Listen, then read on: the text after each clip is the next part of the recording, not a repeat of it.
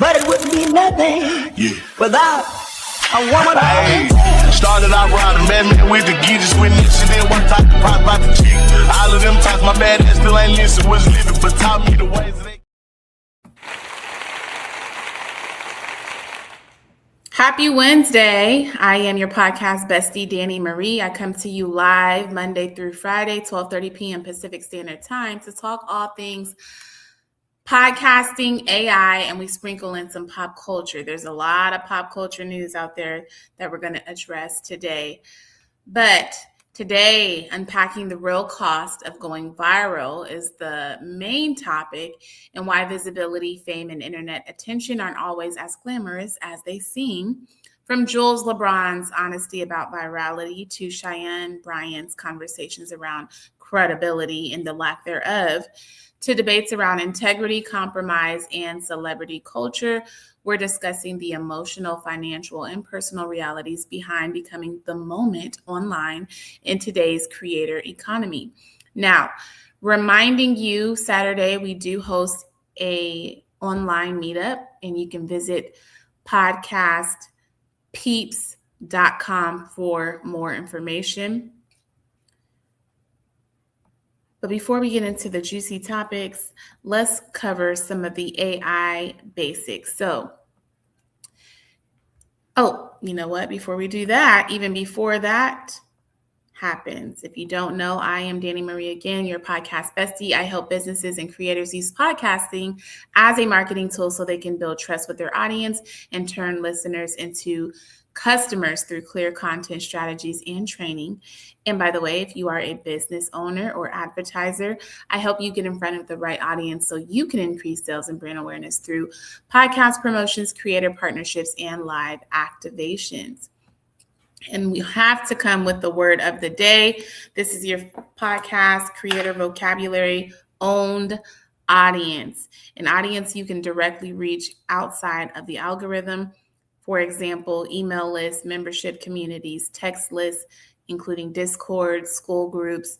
The simple definition, followers that you can contact and on your own terms, not because you need a middleman to help facilitate that conversation for you, but I digress. All right, AI. Let's get into it. My threads are still coming after me because I said something about Kevin Samuels and Dr. Cheyenne, or just Cheyenne Bryant at this point. Take away the doctor. But we'll get into that. We'll get into all of that, like I said. Top podcast and creator industry news. So AI-generated pod slop continues becoming one of the biggest conversations in podcasting. New reporting says nearly 39% of newly created podcast feeds may now be AI-generated or heavily AI-assisted. Are you guys using AI for your podcast? And if so, in what ways? Are you using AI simply for scripting or clipping? Or do you have an avatar or AI host? Or are you using tools like Notebook LM to create the podcast and use the voice over using Notebook? So let me know in the chat. And if you're watching, comment the word live. I would love to connect with you beyond today, and reminding you that it is I, Danny Marie, across all platforms. And we're on YouTube currently. We are on Facebook, LinkedIn, Twitch, Substack. We did not get Instagram up yet, but I will start my Instagram once we get into the whole pop culture conversation. Creator-led media companies are increasingly competing directly with traditional media networks. Mr. Beast is reportedly pitching advertisers like a full-scale media company during NYC Upfront Week. Black podcast ecosystems continue expanding. For instance, the Black Effect Podcast Festival, which happened April 25th, I know because I attended, out there in Atlanta on the Pullman Yards. And so they highlighted AI, Black media ownership, creator development as key conversations this year. Investors continue pouring money into creator economy infrastructure. So AI creator tools, creator commerce, community platforms, social commerce, creator monetization systems are all dominating startup funding conversations. And human-centered media is becoming a differentiator again as AI content floods platforms. Let's talk a little bit about AI news, product launches, and any major developments. So, Japan's AI influencer economy continues to explode with virtual creators and AI personalities replacing traditional influencers in some campaigns. I'm starting to notice there's a lot of AI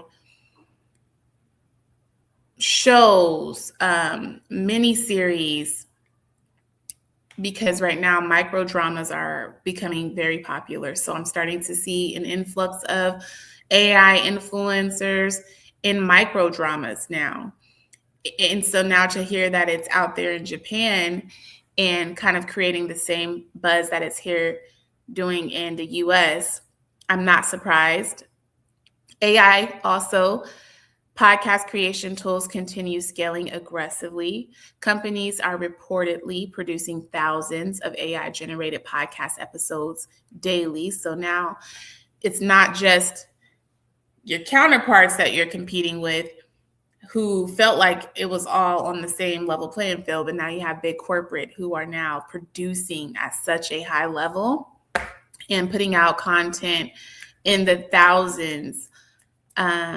They say almost daily, I guess, as a collective, but I know, like we reported in another episode last week, that I think it was Amazon now has a podcast and they're doing their own product reviews, and they put out about 120 episodes a month. So we have some competition out there, stiff competition, but not so much that you can't still create a lane for yourself. New research around monetizing AI-generated creator content shows YouTubers and creators are increasingly building entire income systems around generative AI workflows. AI infrastructure investment remains one of the hottest areas in tech globally, with creator economy growth now estimated above $300 billion. The creator industry is worth $300 billion present day. Does that make many of you hopeful? Does that make some of you worried about the trajectory of the creator economy and influencing? I'm curious to learn your thoughts. Sorry, you guys just heard me trying to share this to my group. And then, like I said, getting ready to queue this up for Instagram as well. I also want to know some of your favorite podcasters or podcast platforms. So I like Mel Robbins. In recent episodes, apparently, she's been talking a lot about nervous system regulation, reinvention, habits, mindset shifts, leadership. That's the Mel Robbins podcast.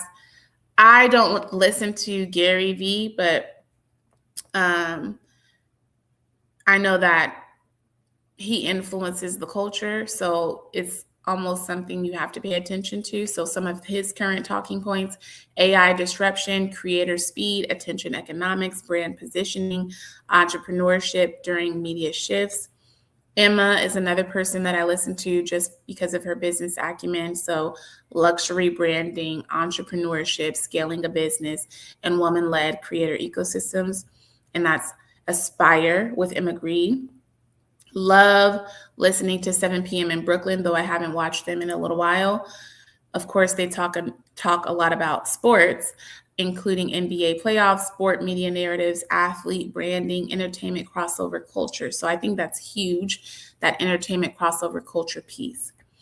Those are the podcasts I'm listening to. Would love to know who you all are paying attention to. I know I saw a few episodes that launched today that I want to go watch. So I think Earn Your Leisure dropped something I want to go back and watch. Omar has Sean Cannell from Think Media, and they launched today.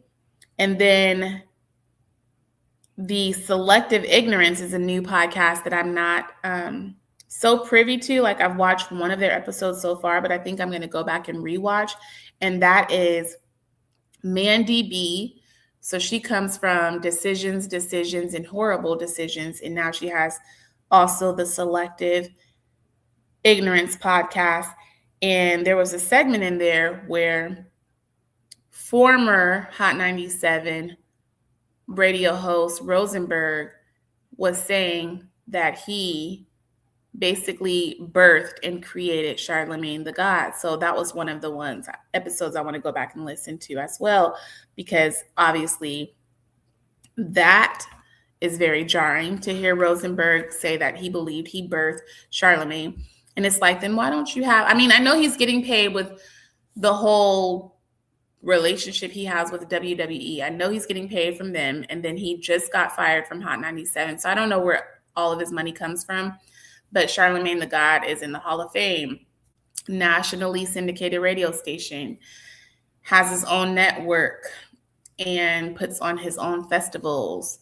And so if Rosenberg feels like he's son Charlemagne the God, you would see like at least they're on the same level, right? Charlemagne the God is on Netflix with a $200 million deal, I believe. So Rosenberg, not to throw any shade, I don't know all of his business, and there's a lot of stuff that we aren't privy to, but I just don't see him on the same level as Charlemagne the God, even though Rosenberg definitely put a lot of people on and definitely deserves some credit. I just don't think the credit is him putting Charlemagne the God on. I know Charlemagne has been very vocal that if anybody put him on, Wendy Williams, how you doing, was responsible for putting him on, even though Wendy and Charlemagne the God are not on the best of terms. But he definitely credits her for a lot of his success. So I'm interested to go back and watch that episode on Selective Ignorance, episode number 63. Also, top 1% podcast chart movers. Dominant categories right now include sports commentary podcasts, creator business podcasts, relationship debates, personality-led commentary, and video-first podcasts. And some of the key industry trends include podcast clips, which are outperforming traditional episode promotion in discoverability and engagement. Many audiences now discover podcasts through short-form content first. Consistent leaders, the Joe Rogan Experience, The Daily, Crime Junkie, to name a few. You guys, it's Podcast Movement 2026, a major creator networking and podcast business conference happening in New York. Go visit the Podcast Movement for more information. There's also the podcast show happening in London, which focuses on creator monetization, AI, video podcasting, and global podcast growth. And then there's the On Air Fest. I'm not sure if that already happened, but it's one of the most culture-forward audio storytelling festivals, which I have not heard of, and I'm very much interested in. So I am going to make sure to go and do my due diligence. So that happened back in, I don't know why this is so late, but that happened in Brooklyn back in February. So we missed it, but it is something to note for next year. Many of these conferences and festivals are. I think you should have like a 6 to 1 year planning for these festivals, because there's just so many. And I feel like so many are popping up out of the blue. I think that's also the next wave, is like putting on your own festivals, your own conferences, and like I said, building out your own media ecosystem. So for instance, I know, what is his name? I always draw blanks like this. He'll be in Louisiana this month, doing his own family and food type of festival. Oh goodness. Who is the food junkie? Kevin Lee, is it?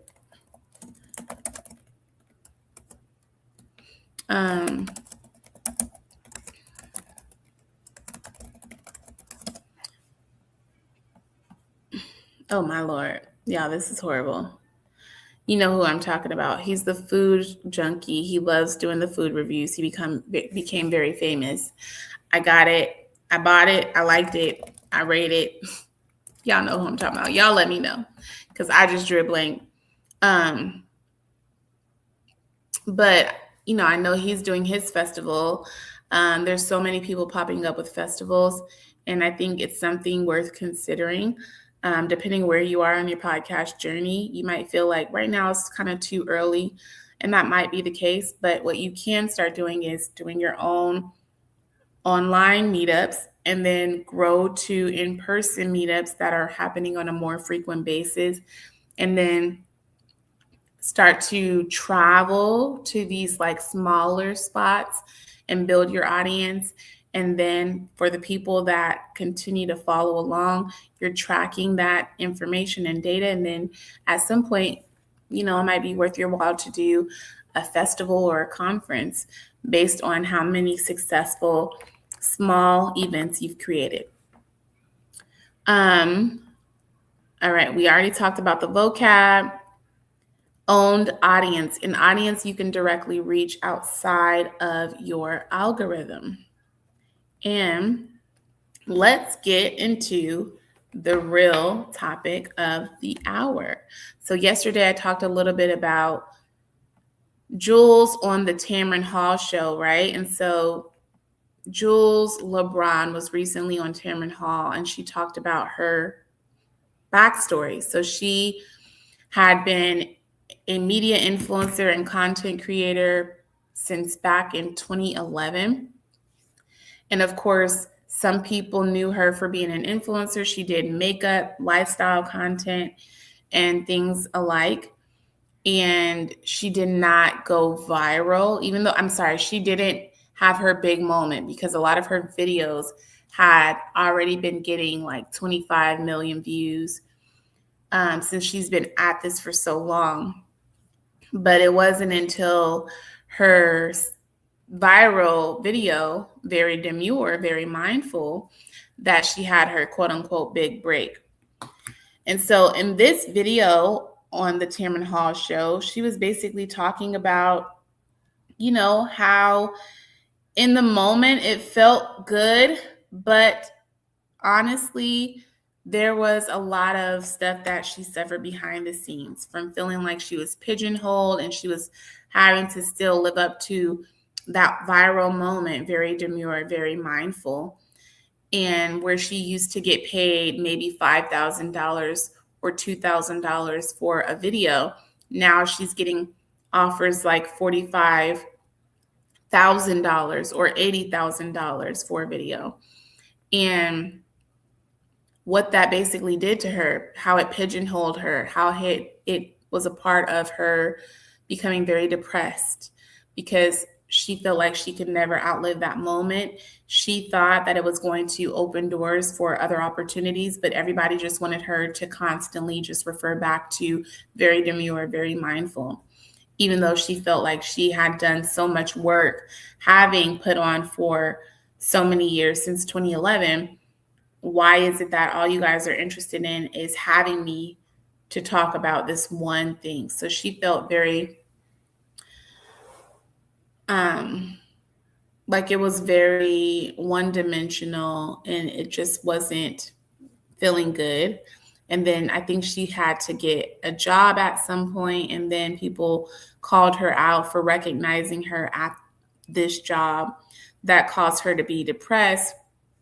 And then I think she said the very mindful, very demure video was her talking to herself after that moment happened where she had been called out and identified by someone who recognized her from social media. So she goes to the car, talking about Jools Lebron, goes to the car and is kind of coaching herself and reaffirming herself. And that's how you get the video, very mindful, very demure. So she used that moment to encourage herself and speak life into herself. And that's how we know her as the very demure, very mindful trans person. And she was talking about how, I guess, she ended up hooking up with some guy. He came over, or no, she invited a guy over because she wanted to be in the company of another male. His expectation was that I'm coming over for one purpose. And so when she basically declined that offer, he assaulted her physically. And so she barricaded herself and locked herself in the bathroom. And I don't know how that situation ended, but that's all that we heard. So I just want to share.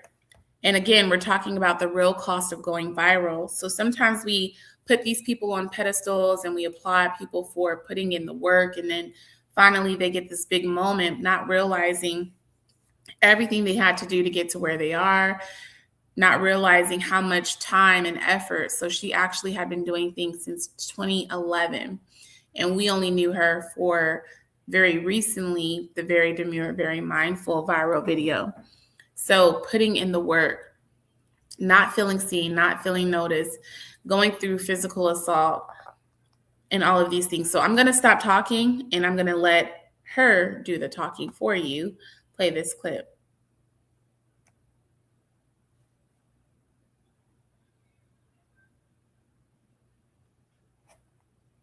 Welcome back. We're continuing our conversation with internet superstar Jools Lebron, whose viral success didn't just overwhelm her. She says it ruined her life. I want to go back to where we were in the conversation because now, everyone's after you. Celebrities, you're being invited. What was the most, off the top, one of the most extravagant things outside of the brand deals that happened? I got invited to go to Milan Fashion Week with Bottega Veneta. Wow. And I got to interview celebrities. And it was fierce! I saw Rihanna! So she was talking about going to Milan, the Fashion Week, and all of the cool things that basically were afforded to her because she went viral. So not everybody wants her. Happened once this all ended because I couldn't understand how this was going to be. I couldn't see that I was going to have a successful influencer career. I, didn't see that this was going to go in a way that I was ever going to feel good about. And so it sounds like you're feeling used by some brands. You feel that people that you've known, you no longer know anymore. You have this incident, horrifying incident at your home.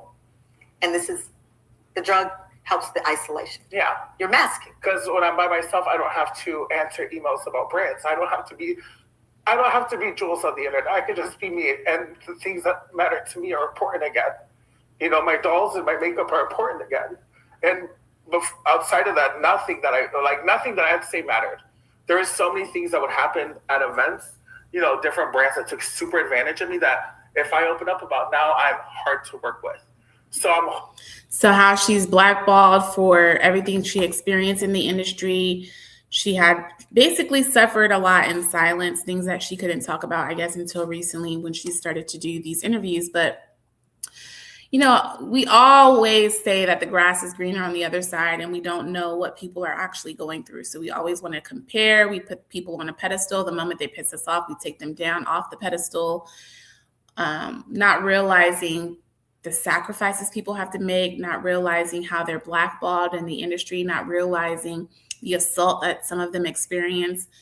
Some people will say they brought it up on themselves, but just for wanting to do something you're passionate about, and all of a sudden how the very thing you're passionate about is the very thing that causes so much turmoil.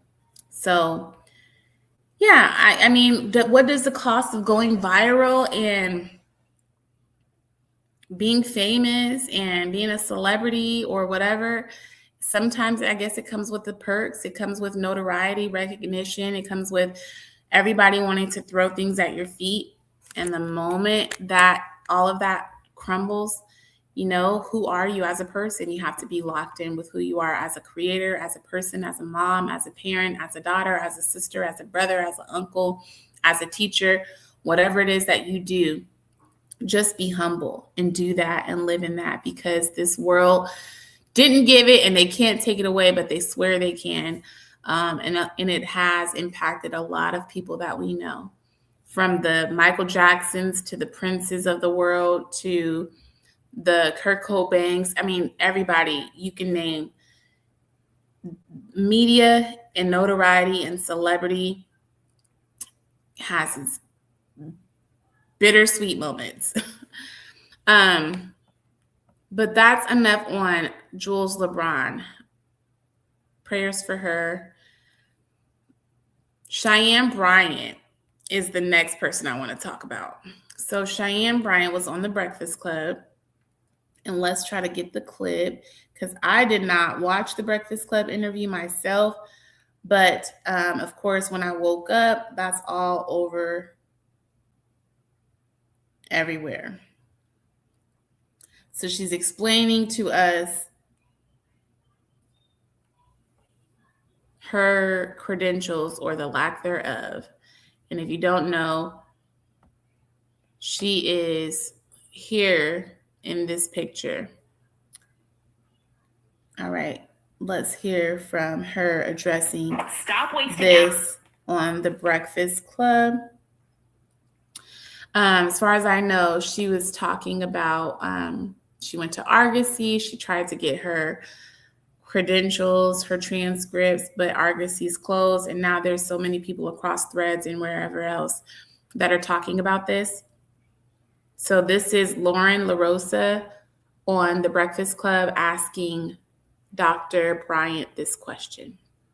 On your dissertation online. Mm-hmm. How are you responding to that in this new era of your life? I'm going to clear it up once on here. I'm not doing it again. And I'm clearing it up for my doc squad, for my fan base, for my audience who deserve to hear me address it. For the folks who have already made up their mind to not like me or not understand me, listen, I don't give a fuck what your narrative is. I would like for you to recreate it, double down on it, and run that shit. Because I don't give a fuck about it. Now, to my doc squad, my fan base, my folks, you know, my village, it's very simple. I went to a school, Argosy University, completed an entire program. I went back online to get my official transcripts because I was applying to a law school many years ago to be a professor there. And I had to provide my transcripts, right, to get hired. And I went to contact the school and say, hey, I need my official transcripts. I need my entire thing. And there was no school. I was like, okay, I'm confused. I Google. It says this school has been shut down. I said, oh, well, they got to have records. I mean, they were accredited when I attended the school. They were accredited when I finished the program. I go and look, there is a third party that has the records. Why contact the third party? That third party only holds records for 2 years. I was past my 2 years. So that means that I had no access to records. And then I contact. All right. So again, that's Dr. Bryant. Some of the comments are, as someone who also attended Argosy, the way she just constructed that lie on this platform is scary. This is absolutely not what they did or how this happened. And then someone else says, she's a doctor like Dr. Dre is a doctor. Another person says, spoiler alert, this dissertation does not exist. Another person says, the 2026 version of The Dog Ate My Homework. This woman, another person said, is dangerous. Never heard a professional address people with such language. She seems to double down on the lies if delusion was a person. And so my question was, again, not someone who has a dog in the fight, but is the smoke the same? Because she, to me, sounds exactly like Kevin Samuels when Kevin Samuels was hot. And it seems like she's the person to come in and take that space. And, you know, a lot of people have responded to my thread. Way more smoke, understandably. Kevin Samuels was basically outside of his target audience, but there was also no scandal of whether he had certain degrees or licenses. So I guess it's safe to say it's okay for you to perpetuate whatever narratives, but as long as you're not claiming to be a person of influence or a person with credentials, right, to say that you are a doctor or a therapist. So it's one thing for you to just be the average Joe spreading this kind of rhetoric. It's another thing for you to claim that you have a doctorate degree and you're a therapist that works with people spreading this type of rhetoric. I think people, I don't know when it started, but I think people started to get a bad taste in their mouths the moment Cheyenne Bryant said Cardi B's ex-husband Offset was in her DMs. And so that's a breach of confidentiality. And so as some person who has her credentials should never be disclosing such information. That's when I started to notice people were turned off by her. Could have been before that, could have been sometime after. But especially right now, all I keep thinking about is she reminds me of Kevin Samuels. And I didn't follow him and I didn't follow her. But just what I hear, people who have gone viral for critiquing other people and then positioning themselves as an expert and a coach of some sort, to me, they sound like the same person. And a lot of people are like, the only difference is Kevin Samuels never said he had a degree. And so it's okay for him to do it. It's not okay for her to do it. I'm just like, they sound the same and let's move on. But again, the real cost of going viral. So now, like someone who is talking about their degree, and that's what basically got them put on, now you have to kind of keep up with these lies. And so she's like making a declaration that I'm not going to keep talking about this anymore. This is the last time. So I guess she hopes that it all just dies down at some point and she can continue to be on this same trajectory where she's still on public stages talking about her expertise. Now, to me, they both sound, if you just listen to them, they sound educated. They sound like they are who they think they are. I guess if you pull back the curtains, you find all of the things wrong with what they say. But the same thing can be said about many of us. And so, again, being viral, keeping up with the facade, and then having to then expose or be exposed yourself and others, and then or standing 10 toes down on what you said and then being firm in that, just having the responsibility of always trying to be polished and always trying to be politically correct and always try to avoid getting canceled. We're talking right now about the whole Cheyenne Bryant debacle. And do you think that Cheyenne Bryant and Kevin Samuels were at all similar? Let me know in the comments. Now, we're still on the same topic, the real cost of going viral. So we have Kevin Hart. Apparently his company, Heartbeat, is reportedly in full-blown crisis mode involving layoffs and some other things.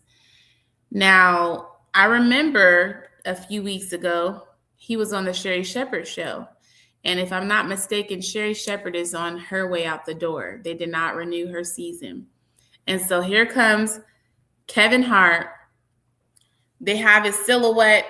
He's behind the scenes. They're not revealing who Kevin Hart, they're not revealing to Sherri Shepherd that Kevin Hart is the person or the man behind the silhouette, behind the scenes. But he comes out and she says, her first words were, as she's crying, "I'm so happy that you're here. We tried to get you on this show for so long. There were so many times we called out for you to come and you just never came. So it's just so good to see your face." And she's just moved with emotion. And his response was, back then it wasn't a good time. I was constantly on the road, but now I'm available. Going back to, is he now making more public appearances because he has to remain on top of mind for people, right? Because if you're out of sight, you're out of mind, as he's experiencing all of these crises, the layoffs and everything else. So is that why he was on the Sherri Shepherd show? Because he's trying to talk about his Netflix special and now he needs people, right, to help amplify what he was going to do. But now go to the Netflix special, which was premiered on Mother's Day. I did not watch it once again. But there are some people who were very racist, apparently, during this roast. Yesterday, I think, or the day before, I played Cat Williams' roast of Kevin Hart. But let's see if we can find these racist remarks.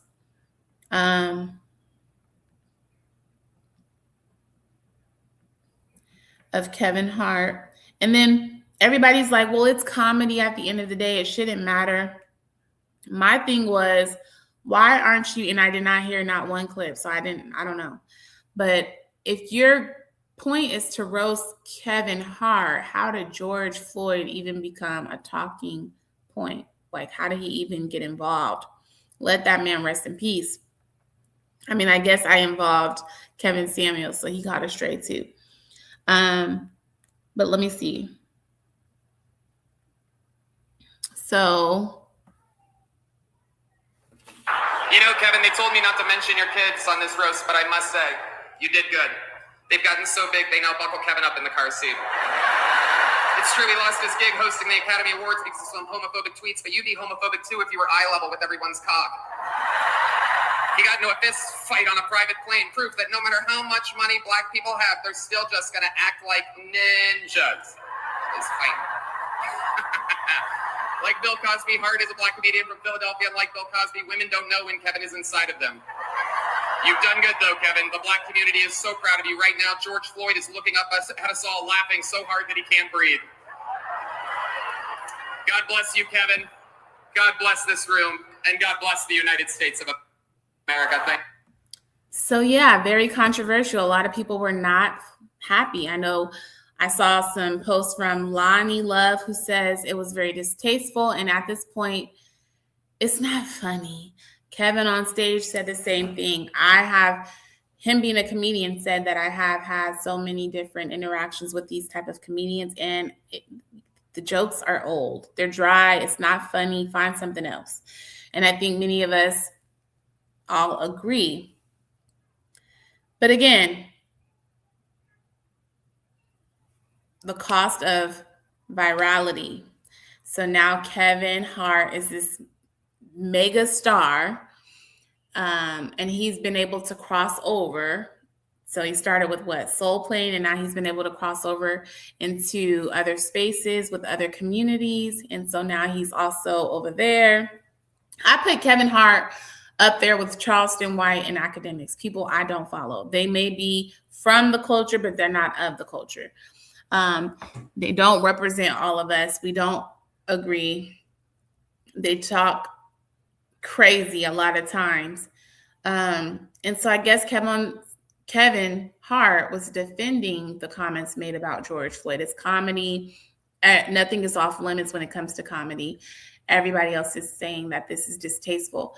But I made a comment. Well, I think I refrained from posting the comment I wanted to make, which was, you know, once you become viral, you're this viral hit, you have to kind of keep that up. What is it to you to try to keep up being viral, being in the public eye? It comes the cost of fame. It comes with a lot. It comes with a target on your back, whether, you know, Illuminati or indifferent. But it just comes with the target. And at some point, you have to be able to draw the line. Like, where does your integrity lay? Is it worth it to you to sacrifice yourself and others, be on this roasting block where people are talking bad about you for a check? And not even just talking bad about you, but talking bad about Black culture or Black people, making racist remarks, talking about someone who literally lost their life due to racism. Is it enough just for a paycheck? What's it to you for the cost of going viral? Last thing, the Dr. Pepper girlie, so a creator who previously went viral for a Dr. Pepper jingle, recently receiving recognition at the Weebie Awards, reignited conversations around virality, translating into long-term opportunity and mainstream validation. So let's see. Do you guys remember that young girl? This was very recently.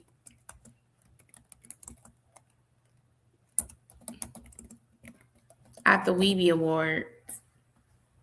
And she can only say, what, like 5 things? So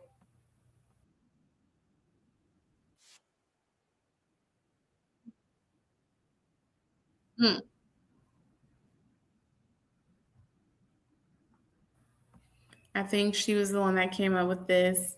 Dr. Pepper, baby, is good and nice.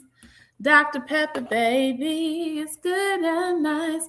So that's just one example of how virality could lead to some positive outcomes, leaving things off on a more positive note. She won a Weeby Award. Who was let me see. Let me ask chat what her name was.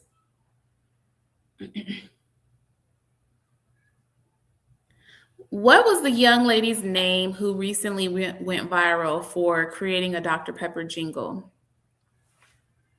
Her name is Mandy McMillian. She went viral for her catchy Dr. Pepper jingle, and that buzz eventually helped her land a Webby Award.